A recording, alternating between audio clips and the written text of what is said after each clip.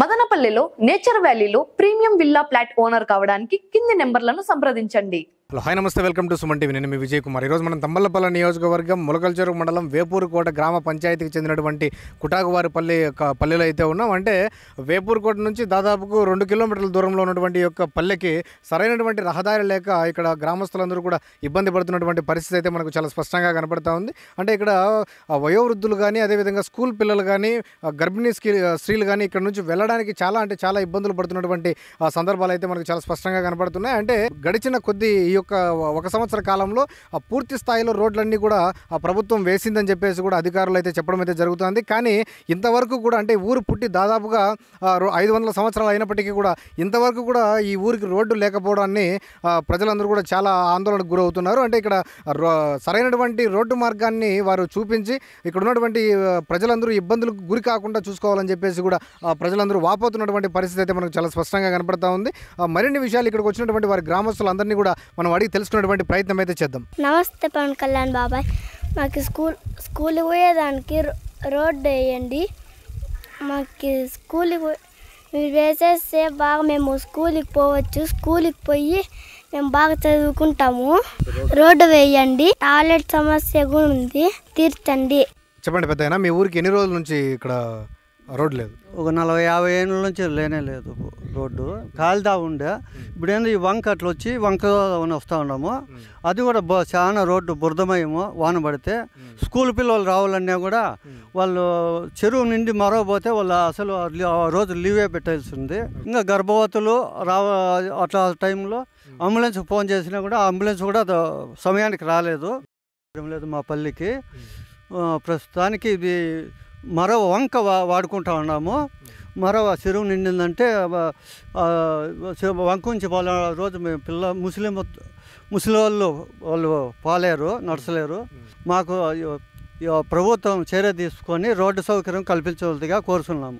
అంటే మీకు రోడ్డు సౌకర్యం లేని కారణంగా ఈ యొక్క చెరువు యొక్క మరవ కట్టను మీరు దారిగా ఉపయోగించుకుంటున్నారు. మరో వంక దారిగా. వర్షం ఎక్కువగా వచ్చినప్పుడు ఎక్కువగా వాటర్ అంతా ఇక్కడ ఉండిపోతుంది కదా. వాటర్ అంతా ఇక్కడ వస్తే నీళ్ళు నిలిచిపోతుంది, అది బురదమై అయిపోతుంది. ఇది రోడ్డు అంతా అప్పుడు కాలినడకని పోవాలంటే ముసలోళ్ళు నడచలేరనమాట.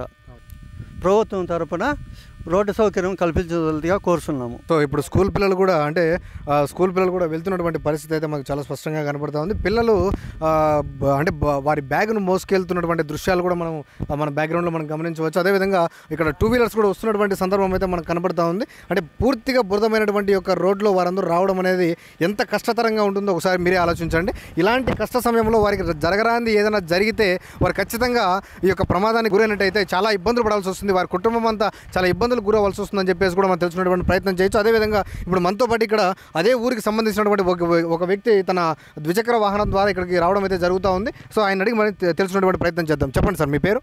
నమస్తే సార్, నా పేరు చిన్నవేమన్న. తంబాలపల్లి నియోజకవర్గం ములకల్చెరు మండలం వేపూరుకోట పంచాయతీ కుటాగోలపల్లి విలేజ్ మాది. మాకిప్పుడు 50 సంవత్సరాలు నా వయసు. 50 సంవత్సరాల నుంచి దారి లేక మేము ఇదే ఇబ్బందులు పడుతున్నాము.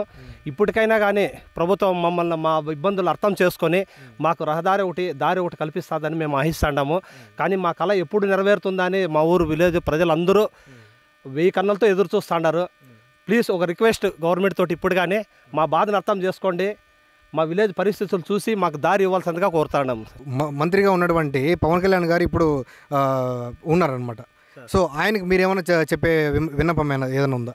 మేము అదే సార్, నేను ఆర్మీ రిటైర్డు. నేను కాశ్మీర్ నుంచి అన్నీ చూసుకొచ్చినాను. అన్ని విలేజ్లకు దారి ఉంది.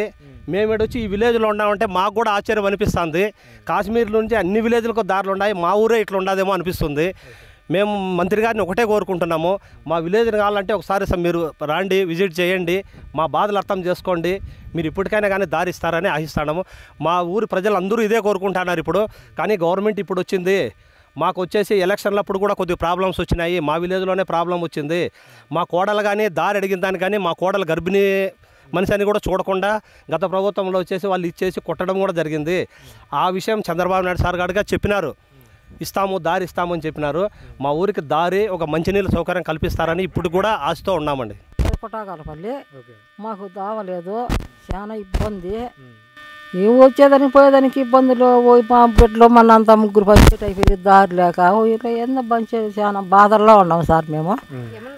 ఏమైంది రావాల్సిన అంబులెన్స్ వచ్చే అవకాశం ఉందా? అంబులెన్స్ కూడా వచ్చేదానికి అవకాశం లేదు సార్. ఏమన్నా ఎంతమంది ఉన్నారు?